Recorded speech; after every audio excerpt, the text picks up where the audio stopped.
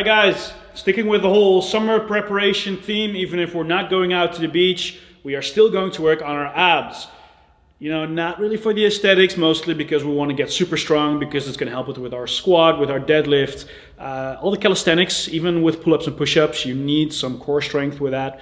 So what we're going to do is we're going to run you through a whole series of ab exercises from easy to hard. There's also going to be a few options for those who do have some material, those who do not, or those who have limited material. So what we're going to start with is the simplest ones. We have 3 progressions with ab work on the floor.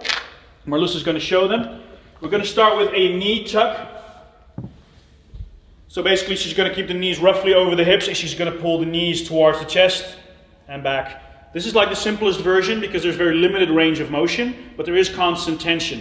She has the shoulders slightly up. She could put the shoulders down, but for most people it's better to keep the shoulders up a little bit to make it a bit more challenging for the abs. She can keep her hands under her butt or slightly under the lower back if she wants to make it a bit easier. Now if this is too easy, the next step is to extend the legs all the way and knees up. So you get a tucked leg raise basically. And if that's too easy, you go to the full leg raise. And that's the third one, and relax. So especially for those who don't have a lot of experience with this type of movement, I would start with the first one. Start simple, and once you get that whole, minimum standard up to the goal and so on, you move on to the next one. But once you've done all these and you feel like, well, yeah, I can do a bunch of leg raises. I've done tons of leg raises in CrossFit or with Kevin's home workout. You want to go to the next stage.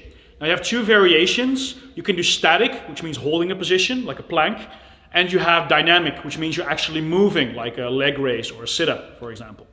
Depending on the material you have, you can either do it supported or hanging. So, what we have here is a bar. For those who have a bar at home, or for those who have a tree outside, or who might have rings or something like that, you can do hanging variations. For those who have parallels, but also 2 super solid chairs, or maybe you have something else like stacks of books that you can put on, that's where you can also do the supported variation. So first we're going to show you a few hanging variations in the dynamic fashion.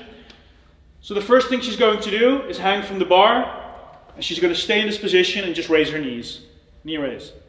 If that's too easy, she's going in an N shape, which is slightly bent knees, and she's going to do leg raises like this.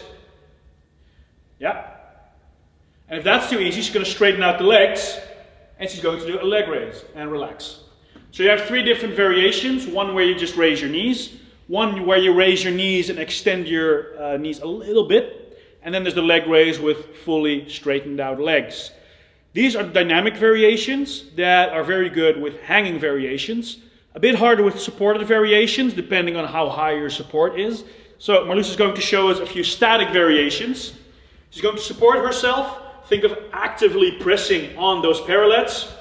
Think of squeezing your chest together. The first one is knees up, that's the first one. Then there's the N shape where you have slightly extended knees, and the L shape where you're going to extend and relax. So again, 3 different variations, and you can just progress through each variation, assuming you actually reach the goal every single time. So if you have a hanging variation, you want to keep moving dynamically, you can make it even harder simply by increasing the range of motion. So you can do knees to elbows and toes to bars. So from the leg raise, you can go to knees to elbow. Just one is enough. You literally bring your knees to elbows and the toes to bar and relax. That's basically it. Things to look for. Try not to hang with your shoulders pulled all the way up to your ears. Try to keep your shoulders nice, tight, and active. Other than that, I would not overthink it. For those who are more advanced, obviously be more strict about it. If you are less experienced, I would not do kipping. But if you just float back and forth a little bit, I will forgive you. I won't be angry, just a little disappointed. That's okay. But when it comes to the static one, that's a bit more complicated. If you want to make the static version more challenging, I would recommend starting with 60 seconds of the L-sit, build up to 60 seconds. If you can do that in one set, you're already pretty strong, but you can make it even harder by pushing your hips forward. Marloes, can you sit in the normal L-sit? See what happens. Push your hips forward. There, and relax.